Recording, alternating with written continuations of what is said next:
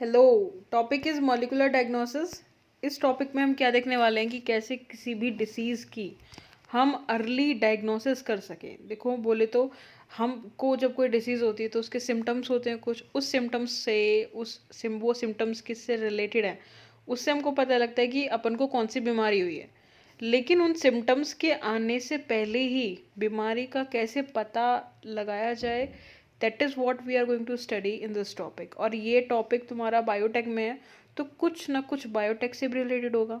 तो इसमें बताएंगे कि कैसे हम बायोटेक्नोलॉजी, रिकॉम्बिनेंट डीएनए टेक्नोलॉजी का यूज़ करते हैं in early detection of any disease. ठीक है ना।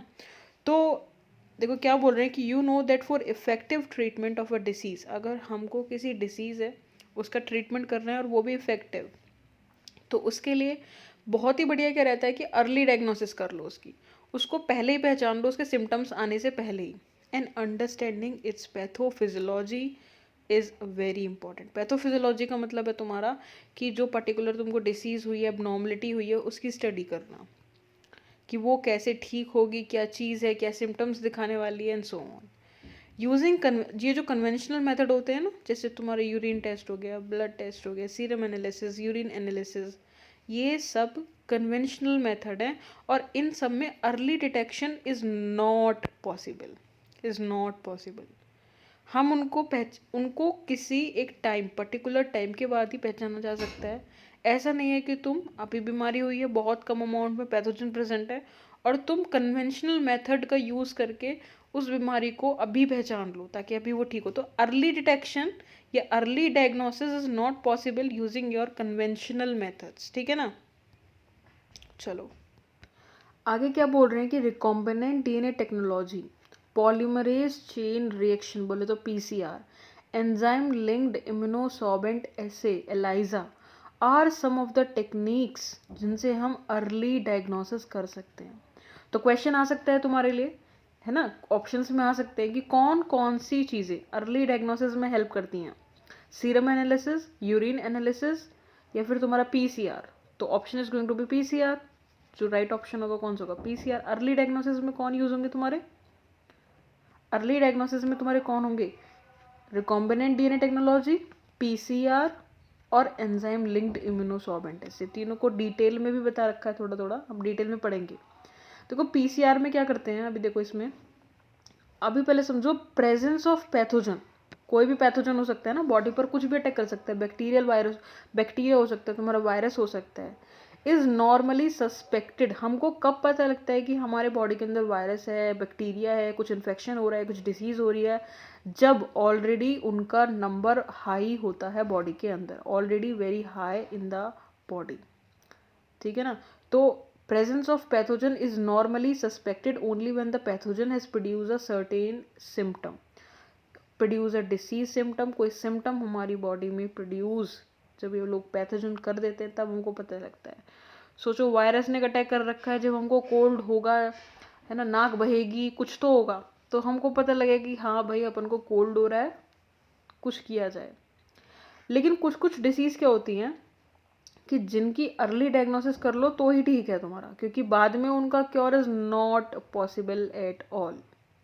तो by this time the concentration of pathogen is already very high. किस टाइम तक, जब हमारी बॉडी में सिम्टम्स बन जाते हैं तो ऑलरेडी उस टाइम पर पैथोजन की जो कंसंट्रेशन है वो बॉडी में बहुत हाई हो चुकी होती है।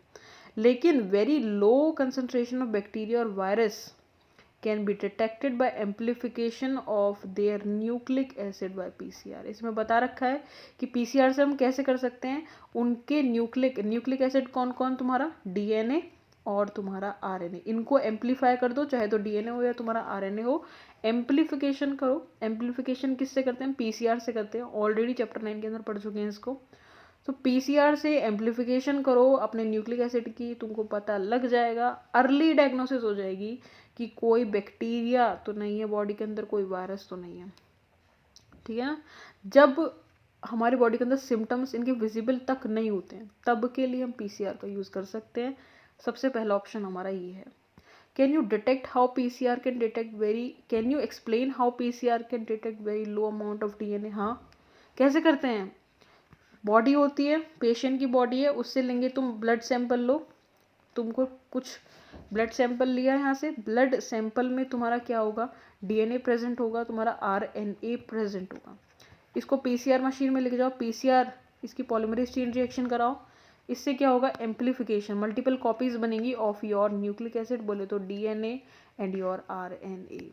इससे तुम फर्दर और एप्लीकेशंस यूज़ करके पता कर सकते हो। जैसे अभी हम पढ़ेंगे एक ऑटो रेडियोग्राफी, उसमें रिकॉम्बिनेंट डीएनए टेक्नोलॉजी का यूज़ होता है, उसमें और अच्छे से क्लियर होगा, ठीक है ना। चलो, और सबसे इम्पॉर्टेंट चीज़ जो इस पैरा के अंदर है, इस वाले पैरा के अंदर, वो अगली लाइन है। क्या बोल रहे हैं कि PCR, underline it, PCR is now routinely used for detection of HIV in suspected ads patient. तो एचआईवी के डिटेक्शन के लिए हम किसका यूज़ करते हैं, पीसीआर के लिए। और it is being used to detect mutation in genes in suspected cancer patients too. तो एड्स पेशेंट में तो एचआईवी को डिटेक्ट करने के लिए, और कैंसर पेशेंट्स में जीन में म्यूटेशन को डिटेक्ट करने के लिए we use PCR. It is a powerful technique to identify many other genetic disorders, ठीक है ना।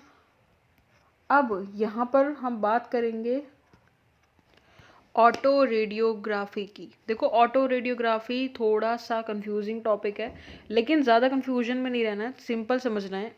हमको सोचो पीसीआर हमने कराया, और पीसीआर में हमको लगा कि ये बीमारी है कुछ, ये इन्फेक्शन है कुछ, ये डिसीज़ है कुछ, ये हो सकती है अपन को। हम क्या करेंगे, तुम्हारा मीडियम के अंदर ब्लड का ट्रांसफ्यूजन करेंगे।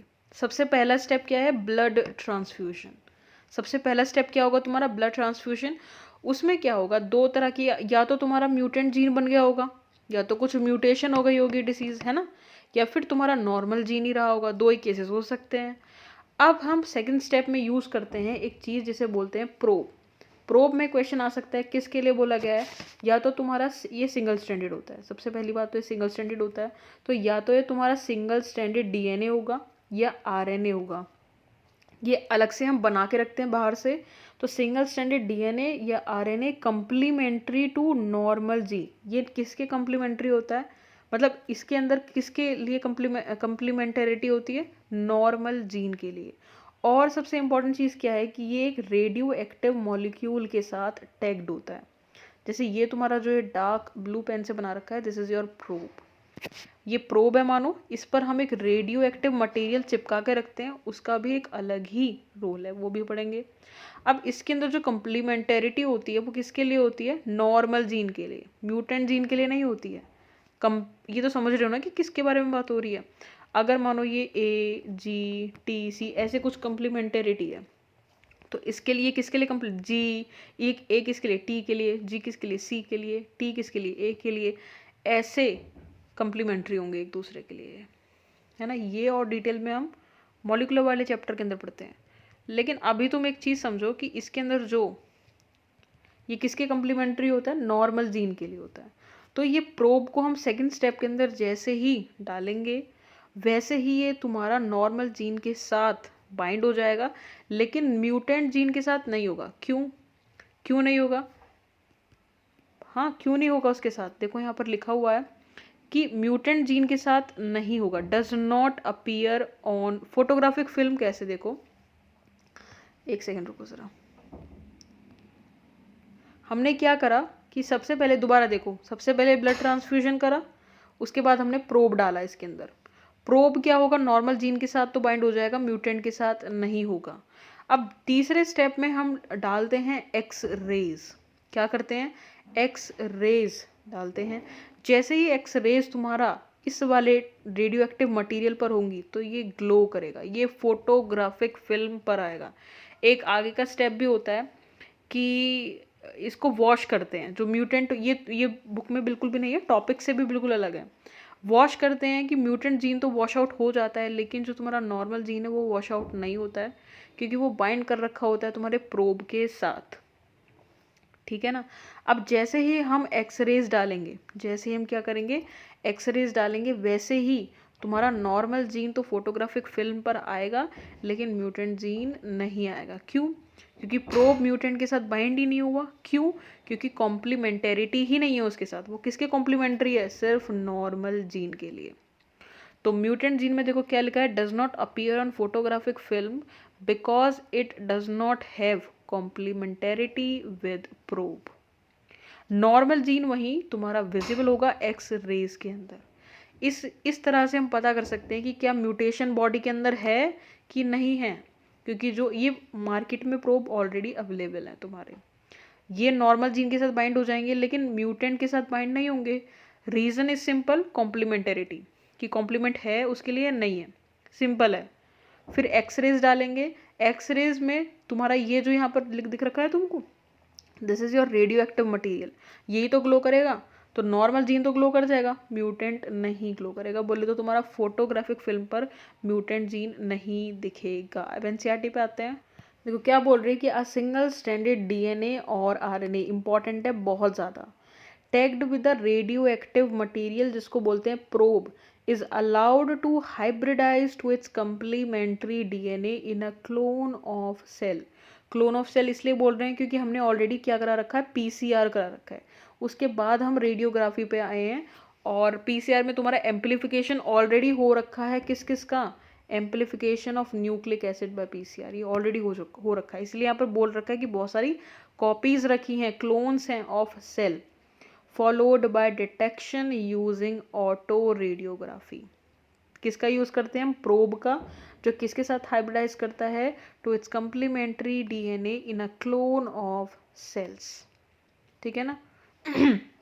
The clone having the mutant gene, important important and important, कि the clone having the mutant gene, जिस भी डीएनए के पास, क्लोन यहाँ पर रेफर कर रहे हैं डीएनए और तुम्हारे आरएनए के लिए, न्यूक्लिक एसिड के लिए, जिस भी डीएनए आरएनए के पास म्यूटेंट जीन होगा will not appear on photographic film. क्यों? क्योंकि प्रोब उनके साथ बाइंड ही नहीं करेगा, इसीलिए फोटोग्राफिक फिल्म पर नहीं आएंगे। Because the probe will not have complementarity with the mutant gene. समझी गए हो? जबकि तुम्हारा वहीं दूसरी तरफ normal gene will appear on photographic film. अब तुम्हारी लास्ट जो टेक्निक है वो है एलाइजा, अर्ली डायग्नोसिस के लिए, मॉलिकुलर डायग्नोसिस के लिए। ये भी अपने आप में एक बहुत कॉम्प्लेक्स टॉपिक है लेकिन सिंपल समझते हैं। इस पे जो क्वेश्चन तुम्हारा आएगा ना, वो किसके लिए आएगा? सिर्फ कि ये कौन सा प्रिंसिपल पर बेस्ड होता है। एलाइजा अभी तक किस पे आया मोस्टली? ये तुम्हारा प्रिंसिपल कौन सा होता है? एंटीजन एंटीबॉडी इंटरेक्शन पर बेस्ड होता है। एंटीजन एंटीबॉडी इंटरेक्शन पर बेस्ड होता है। तो ELISA is based on principle of antigen antibody interaction. Infection by pathogen can be detected by the presence of antigen. Antigen तुम्हारे क्या हो सकते हैं? ये आ सकता है क्वेश्चन, प्रोटीन या ग्लाइकोप्रोटीन की फॉर्म में। ठीक है ना? तो हम पैथोजन का कैसे, देखो एलाइजा से हम कैसे पैथोजन का इन्फेक्शन डिटेक्ट कर सकते हैं, कि या तो एंटीजन प्रेजेंट हो और बाय डिटेक्टिंग एंटीबॉडीज अगे सिंथेसाइज्ड अगेन दोज पैथोजेंस। नहीं समझ आया होगा बिल्कुल भी, तो एक बार डायग्राम से देख ले रहे हैं। ठीक है ना? एलाइजा, एलाइजा के अंदर देखो तुम्हारा दो मेथड्स हैं, या तो तुम एंटीजन से करो या एंटीबॉडीज से करो। एंटीबॉडीज वाला is totally out of syllabus और ये इनडायरेक्ट एलाइजा तुम बोल सकते हो इसको। डायरेक्ट एलाइजा जो होता है वो होता है तुम्हारा एंटीजन। इन दोनों में क्या डिफरेंस होगा आई टेल यू लेटर, पर पहले समझो तुम, पहले ये समझो कि एंटीजन वाला इज लाइक डायरेक्ट एलाइजा तुम कर रहे हो। ELISA you know what? ELISA की फुल फॉर्म क्या होती है? Enzyme linked immunosorbent assay. Enzyme किस लिए बोला गया? अभी जब इस टॉपिक को समझ लेंगे ना तो हमको इसके बारे में, इसकी फुल फॉर्म तो उसके बारे में समझ आएगा। अभी तुम समझो कि कोई ऐसा, हमने पीसीआर करा लिया, हमने ऑटो रेडियोग्राफी करा ली, अब हमको और श्योर होना है। तो हमने क्या देखा है कि एक ऐसा पेशेंट है जिसके अंदर हमको सस्पेक्शन है कि एचआईवी इसको हो सकता है। तो उसके अंदर अगर उस पर्सन के अंदर हमको लग रहा है कि एचआईवी है, तो उसके लिए एंटीजन बनाई होंगी बॉडी ने, ऑफ कोर्स बनाई होंगी ना antigen, sorry not antigen, antibodies बनाई होंगी, लेकिन अभी वो हम बाद में बात करेंगे। अगर हमको लग रहा है कि वो पेशेंट है हमारा एचआईवी वाला, तो उसके अंदर वो एंटीजन होगा, एचआईवी का एंटीजन, एंटीजन बोले तो पैथोजन होगा। अब हम क्या करेंगे, हम इसके अंदर डालेंगे तुम्हारा एंटीबॉडीज। ये ब्लड सैंपल है तुम्हारा, इसके अंदर प्रेजेंट है तुम्हारी antigen, antigens of patient, example तुम्हारा HIV सस्पेक्टेड पेशेंट है, इसके लिए एंटीजन्स है हमारे बॉडी में, किसके, HIV सस्पेक्टेड पेशेंट्स के एंटीजन्स हैं। अब हम क्या करेंगे कि हम एक और चीज़ डालेंगे, बोले तो एंटीबॉडी डालेंगे। इस एंटीजन के लिए क्या डालेंगे, एंटीबॉडीज़ डालेंगे। वो एंटीबॉडीज़ पर हमने लगा रखा है एक एंजाइम, एंजाइम है तुम्हारा पर ऑक्सीडेज, किसके लिए, एक इम्पॉर्टेंट रोल के लिए, देखेंगे अभी। एंजाइम है उसके ऊपर पर ऑक्सीडेज, तो इन एंटीबॉडीज़ का पूरा नाम क्या होगा, enzyme linked antibodies against antigen. Antigen तो ऑलरेडी हमारी बॉडी में प्रेजेंट है, एंटीजन ये बोले तो पैथोजन हमारी बॉडी में ऑलरेडी प्रेजेंट है, उसके अगेंस्ट हमने क्या बाहर से डाला है, एंटीबॉडीज़। क्या डाला है बाहर से, एंटीबॉडीज़ डाली हैं। एंटीबॉडीज़ पर है तुम्हारा एंजाइम, इसीलिए इसका नाम है एंजाइम लिंक्ड। 2 स्टेप समझ आए कि क्यों एलाइजा, क्यों इसका नाम एलाइजा ऐसे करके है, एंजाइम लिंक्ड है क्योंकि हम जो एंटीबॉडीज़, आगे हम दूसरे स्टेप में भी ये जो चीज़ डालेंगे इस पर भी एंजाइम होगा। अब ये एंजाइम लिंक्ड एंटीबॉडीज़ हमने डाली है। अब अगर हमको इसका एंटीजन हुआ जिसके अगेंस्ट हमने एंटीबॉडीज़ डाली हैं, तो ये एंटीबॉडीज़ एंटीजन पर जाकर चिपक जाएंगी, क्योंकि इनका हिसाब तुमको पता है ताला चाबी वाला होता है, बिल्कुल ठीक है ना। एंटीजन एंटीबॉडी का बिल्कुल कैसे होता है, ताला चाबी वाला होता है, एक स्पेसिफिक पर जाकर ही वो, जैसे हर चाबी से हर ताला नहीं खुल सकता, वैसे ही एंटीबॉडीज सिर्फ अपनी स्पेसिफिक एंटीजन पे जाके ही तो चिपकेंगी। तो अगर इनका एक कॉम्प्लेक्स फॉर्म हो गया, फिर हम एक सबस्ट्रेट डालते हैं बाहर से, एक सबस्ट्रेट डाला जाता है, ये एंजाइम उसको सबस्ट्रेट को प्रोडक्ट में कन्वर्ट कर देता है, और ये सबस्ट्रेट हमारा कैसा होता है, क्रोमोजेनिक सबस्ट्रेट होता है। क्रोमोजेनिक बोले तो जो कलर प्रोड्यूस करे जब उसका प्रोडक्ट फॉर्म हो, तो कलर ये पॉजिटिव देता है, कलर होता है बेसिकली ब्लू, तो ये हमको कलर क्या दिख जाता है, जैसे हमने उसमें पढ़ा था ना लैकोप्रोन में, वैसा ही कुछ है। तो हमको अगर तुम्हारा कलर पॉजिटिव आ गया, इसका मतलब जो हमको सस्पेक्शन था ना वो हमारा बिल्कुल सही है, मतलब बंदे को HIV है। अगर हमारा कलर पॉजिटिव आ गया तो मतलब पेशेंट को HIV है ही है। अब नेक्स्ट ये तो होगी तुम्हारी डायरेक्ट एलाइजा। अब एक बार इसको और समझ ले रहे हैं इनडायरेक्ट एलाइजा को। अब सोचो बॉडी के अंदर एंटीजन गया तुम्हारा HIV का, तो उसके अगेंस्ट बॉडी ने एंटीबॉडीज़ भी बनाई होंगी, एंटीबॉडीज़ बनाई होंगी किसके लिए, इन एंटीजन्स के लिए। तो मार्केट में इन एंटीबॉडीज़ के लिए भी एंजाइम लिंक्ड चीज़ें प्रेजेंट हैं। तो हमने सोचो ब्लड सैंपल से क्या डाल दिया, अब हमने ब्लड सैंपल लिया, इसमें हमारी एंटीबॉडीज़ बन चुकी हैं, बाहर से हम ये चीज़ डालेंगे इसके अंदर, ये यहाँ पर जाके चिपकेगी, इस पर भी एंजाइम होगा, ये एंजाइम फिर से सबस्ट्रेट को प्रोडक्ट में कन्वर्ट करेगा और कलर फिर से पॉजिटिव आएगा। तो इस बार हमने किसका यूज़ किया, एंटीबॉडीज़ का यूज़ किया। लेकिन ये बिल्कुल NCERT में सिर्फ एक लाइन दे रखी है, इसीलिए इसको समझना ज़रूरी है। अदरवाइज तो एंटीजन होता है बॉडी के अंदर, उसके लिए antibodies linked, enzyme linked antibodies हम डालते हैं, जिस पर ऐसी एंटीबॉडीज़ डालते हैं जिस पर एंजाइम हो, वो एंजाइम जाएगा, इससे चिपकेगा और सबस्ट्रेट प्रोडक्ट में कन्वर्ट होगा, कलर तुम्हारा पॉजिटिव आएगा और तुम्हारा शक जो है वो बदल जाएगा, तुमको पता लग जाएगा कि हाँ पेशेंट इस ये बंदे को है, ये HIV है कि नहीं है। एलाइजा पर आओ, एलाइजा में एंजाइम लिंक तो समझ आ गया। इम्यूनो बोले तो इम्यूनो वर्ड आया है इम्यूनोग्लोबिन से, है ना। और सॉर्बेंट का मतलब होता है कि वो तुम्हारा चिपका है कि नहीं चिपका है, बोले तो कॉम्प्लेक्स बना है कि नहीं बना है, एब्जॉर्ब हुआ है कि नहीं हुआ है, ये सब चीज़ें। एसए मीन्स होता है तुम्हारा टेस्ट, ASSAY, इसका मतलब होता है टेस्ट, ठीक है ना। तो अब NCERT पे आ रहे हैं, देखो ELISA is based on principle of antigen antibody interaction, सिर्फ यही बहुत इंपॉर्टेंट लाइन है यहाँ पर। Infection by pathogen can be detected by presence of antigen, अगर पैथोजन हमारा इन्फेक्शन कर रहा है बॉडी के अंदर तो एंटीजन है, एंटीजन प्रेजेंट होगा ही होगा। एंटीजन किसकी फॉर्म में हो सकता है, प्रोटीन हो सकता है, ग्लाइकोप्रोटीन हो सकता है, या फिर हम एंटीबॉडीज से डिटेक्ट कर सकते हैं जो उस एंटीजन के लिए बनी होंगी, सिंथेसाइज्ड अगेंस्ट द पैथोजन, ठीक है ना। सो ये कंप्लीट हुआ हमारा molecular diagnosis. In the next lecture we are going to cover about transgenic animals, ठीक है ना। Till then keep studying, bye bye.